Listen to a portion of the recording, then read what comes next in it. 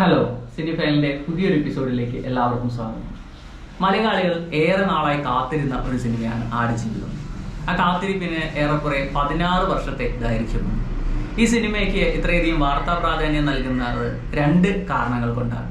ഒന്നാമത്തെ കാരണം, ഈ 16ഉം 20ഉം ദിവസങ്ങൾ കൊണ്ടൊക്കെ സിനിമ പൂർത്തിയാക്കുന്ന ഒരു ഇൻഡസ്ട്രിയിൽ നിന്നും 16 വർഷത്തെ നീണ്ട കാത്തിരിപ്പിന് ശേഷം ഒരു സിനിമ പുറത്തിറങ്ങുന്നു എന്നുള്ളതും, അതുപോലെ തന്നെ ആടുജീവിതം പോലെ വളരെ സെലിബ്രേറ്റഡ് ആയിട്ടുള്ള വളരെ ജനപ്രിയമായ ഒരു നോവലിൻ്റെ ഫിലിം അഡാപ്റ്റേഷൻ എന്നുള്ളത്.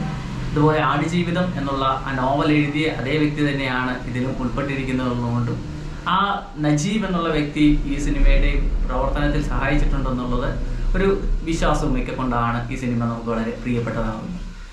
കേരളത്തിലെ ഭൂരിഭാഗം ആളുകളും വായിച്ചിട്ടുള്ളൊരു നോവലാണ് ആടുജീവിതം. അതുപോലെ തന്നെ നമ്മളുടെ കേരളത്തിലെ മനുഷ്യരെ സംബന്ധിച്ച് പ്രവാസം എന്നുള്ളത് നമ്മുടെ ഒരു ഒഴിച്ചുകൂടാൻ പറ്റാത്തൊരു സംഭവമാണ്. നമ്മളുടെ ഒരു വിപണിയെ നിയന്ത്രിക്കുന്നത്, നമ്മളുടെ സാമ്പത്തിക രംഗത്തെ നിയന്ത്രിക്കുന്നത്, നമ്മളുടെ നാട്ടിൽ നിന്നും ജോലി അന്വേഷിച്ച് പല പല സ്ഥലങ്ങളിലേക്ക് പോവുകയും അവിടെ കഷ്ടപ്പെടുകയും അങ്ങനെ ഈ നാട്ടിലുള്ള ആളുകൾക്ക് വേണ്ടി ജീവിക്കുകയും ചെയ്യുന്ന ഒരുപാട് മനുഷ്യരുമാണ്.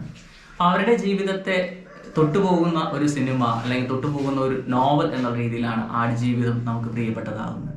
അപ്പം അത്തരത്തിലുള്ള ആടുജീവിതം സിനിമയാകുന്നു എന്ന് പറയുമ്പോൾ സ്വാഭാവികമായിട്ടും നമുക്ക് എല്ലാവർക്കും ആകാംക്ഷയുണ്ടായിരുന്നു, ഇതെങ്ങനെയായിരിക്കും, നമ്മൾ ആ നോവൽ വായിച്ചറിഞ്ഞപ്പോഴുള്ള അനുഭവങ്ങൾ സിനിമയ്ക്ക് നമുക്ക് നൽകാൻ കഴിയുമോ, അല്ലെങ്കിൽ അതിനേക്കാൾ മികച്ചതായിട്ടുള്ളൊരു ദൃശ്യ അനുഭവം ഈ സിനിമയ്ക്ക് നമുക്ക് നൽകാൻ കഴിയുമോ എന്നുള്ളൊരു ചിന്ത എല്ലാവരുടെയും മനസ്സിലൂടെയും കടന്നു പോയിട്ടുണ്ടാവും. എനിക്കും അത്തരത്തിലുള്ളൊരു ഡൗട്ട് ഉണ്ടായിരുന്നു. എന്തായാലും ഇന്നലെ ആടുജീവിതം സിനിമ കണ്ടു.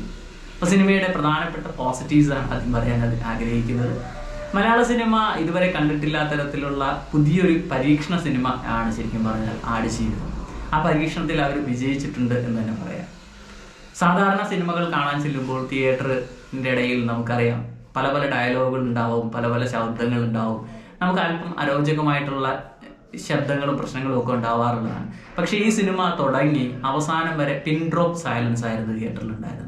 അത്രമാത്രം എല്ലാവരും ആസ്വദിച്ച് അതിൽ മുഴുകിയിരുന്നു എന്നുള്ളത് തന്നെയാണ് നമുക്കതിൽ നിന്ന് മനസ്സിലാക്കാൻ സാധിക്കുന്നത്. ഈ ഒരു മലയാള സിനിമയുടെ സാധാരണയായിട്ടുള്ള പാറ്റേണിനെ എല്ലാം ലംഘിച്ചുകൊണ്ടാണ് ഈ സിനിമ മുമ്പോട്ട് പോകുന്നത്. നമ്മൾ IFFK കാണാറുള്ളത് പോലെ ഒരു ഫെസ്റ്റിവൽ സിനിമ കാണുന്ന മൂഡിലായിരിക്കും നമ്മൾ ഈ സിനിമയിലേക്ക് ഇറങ്ങിച്ചെല്ലുക. ഏറ്റവും കൂടുതൽ എനിക്ക് ഇഷ്ടപ്പെട്ടത് ഈ സിനിമയിലെ സിനിമാറ്റോഗ്രാഫിയാണ്. മരുഭൂമിയുടെ ആ സൗന്ദര്യവും വന്യതയും അതിൻ്റെ ഭീകര അവസ്ഥയും എല്ലാം ഒരുപോലെ നമുക്ക് മനസ്സിലാക്കി തരുന്ന രീതിയിലുള്ള വളരെ നല്ല സിനിമാറ്റോഗ്രാഫിയാണ്. ഒരുപാട് നല്ല ഷോട്ട്സ് ഈ സിനിമയിൽ നമുക്ക് കാണാൻ സാധിക്കും. ആ സിനിമാറ്റോഗ്രാഫിക്ക് ചേർന്ന് നിൽക്കുന്ന രീതിയിലുള്ള AR റഹ്മാൻ്റെ ബാക്ക്ഗ്രൗണ്ട് സ്കോർ കൂടി.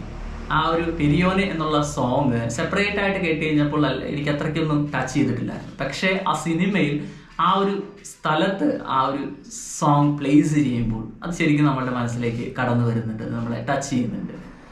അതുപോലെ തന്നെ ഈ ഒരു സിനിമയ്ക്ക് വേണ്ടി ഇതിൻ്റെ ഓരോ കഥാപാത്രങ്ങൾ അനുഭവിച്ച കഷ്ടപ്പാടുകൾ അത് ശരിക്കും അതിൽ എവിഡൻ്റ് ആണ്.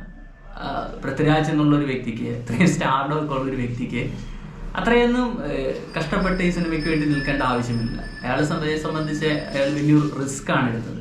ആ റിസ്കിനുള്ള ഒരു പ്രതിഫലം തീർച്ചയായും അയാൾക്ക് കിട്ടുകയും ചെയ്യും. ബോഡിയിൽ അത്രമാത്രം ട്രാൻസ്ഫോർമേഷൻ ലോകത്ത് വേറെ ഒരുപാട് നടന്മാർക്ക്, പ്രത്യേകിച്ച് ക്രിസ്ത്യൻ ബെയിലൊക്കെ ഇത്തരത്തിൽ ബോഡിയിലുള്ള ട്രാൻസ്ഫോർമേഷൻ പരീക്ഷണങ്ങളൊക്കെ നടത്തുന്നുണ്ട്. 100 കിലോയിൽ നിന്ന് 50 കിലോയും 50 കിലോയിൽ നിന്ന് 75 കിലോയൊക്കെ ആയിട്ടും മാറുന്ന ട്രാൻസ്ഫോർമേഷൻസ് പലരും നടത്തിയിട്ടുണ്ട്. പക്ഷേ മലയാള സിനിമയിൽ ആരും തന്നെ ഇത്തരത്തിലുള്ളൊരു വലിയ ബോഡി ട്രാൻസ്ഫോർമേഷനൊന്നും നടത്തിയിട്ടില്ല. അപ്പോൾ ലോക സിനിമയോട് വെല്ലുന്ന തരത്തിൽ മലയാളത്തിലും ചെറിയ ചെറിയ മാറ്റങ്ങൾ വരുന്നു എന്നുള്ളത് നമുക്കൊരു സന്തോഷം നൽകുന്ന കാര്യമാണ്. അപ്പോൾ അദ്ദേഹം അതിനുവേണ്ടി നല്ല കഷ്ടപ്പാട് സഹിച്ചിട്ടുണ്ട്. ആ കഷ്ടപ്പാട് നമുക്കതിൽ കാണാൻ സാധിക്കും. അപ്പോൾ സിനിമ നോവലിനോട് നീതി പുലർത്തിയോ എന്ന് ചോദിച്ചു കഴിഞ്ഞിട്ടുണ്ടെങ്കിൽ ഇല്ല എന്നാണ് എനിക്ക് പറയാൻ കഴിയുക. നോവൽ നൽകിയ ഒരു വായന അനുഭവം, അത് നൽകുന്ന ഒരു മായിക പ്രപഞ്ചം, അതിനെ പൂർണ്ണമായിട്ട് ആവിഷ്കരിക്കുന്നതിൽ സിനിമ വിജയിച്ചിട്ടില്ല. പക്ഷേ ഇത് വേറൊരു ആർട്ട് വർക്കാണ്.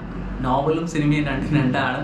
സിനിമയെ സെപ്പറേറ്റ് ആയിട്ട് കണ്ടു കഴിഞ്ഞിട്ടുണ്ടെങ്കിൽ തീർച്ചയായും അതിൻ്റെ ഒരു നല്ല മൂല്യമുണ്ട്. അതൊരു മികച്ച സിനിമ അനുഭവം തന്നെയാണ് ആടുജീവിതം കാഴ്ചവെക്കുന്നത്. പ്രത്യേകിച്ചും അണ്ടർ വാട്ടർ സീൻസ് ഉണ്ട്, മരുഭൂമിയുടെ നമ്മുടെ ഒരു തീക്ഷ്ണതയുണ്ട്, ചൂടുണ്ട്, അതുപോലെ തന്നെ കേരളത്തിൻ്റെ പച്ചപ്പുണ്ട്. ഇതിൻ്റെ തമ്മിലുള്ള ഒരു ട്രാൻസിഷൻസ് എല്ലാം വളരെ മനോഹരമായിട്ട് ചെയ്തിട്ടുണ്ട്. പ്രസൻറ്റും പാസ്റ്റും അതുപോലെ തന്നെ ഫ്യൂച്ചറും ഒക്കെ തമ്മിൽ മിക്സ് ചെയ്തിട്ടുള്ളൊരു നറേഷൻ, ആ നറേഷൻ സ്റ്റൈലും രസകരമായിട്ട് തന്നെ ബ്ലെസ്സി കൈകാര്യം ചെയ്തിട്ടുണ്ട്. അപ്പോൾ സംവിധാനത്തിലാണെങ്കിൽ നമുക്ക് വേറെ ഒന്നും തന്നെ ഒരു എവിടെയെങ്കിലും ഒരു വീഴ്ച സംഭവിച്ചതായിട്ട് പറയാൻ കഴിയുകയില്ല.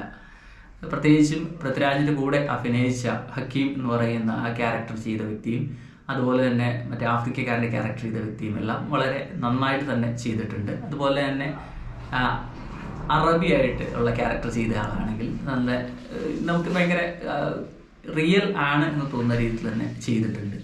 അല്പമെങ്കിലും ഒരു ചെറിയ പ്രശ്നം തോന്നിയത് പൃഥ്വിരാജിൻ്റെ അഭിനയത്തിൽ മാത്രമാണ്. എവിടെയൊക്കെയോ അമിത നാടകീയത ഉള്ളതായിട്ട് തോന്നുകയുണ്ടായി. ചിലപ്പോൾ എൻ്റെ തോന്നലായിരിക്കും, പൃഥ്വിരാജുമായിട്ട് എനിക്ക് അത്രയ്ക്കും മാനസികമായിട്ട് കണക്ട് ചെയ്യാൻ പറ്റാത്തതുകൊണ്ടായിരിക്കും.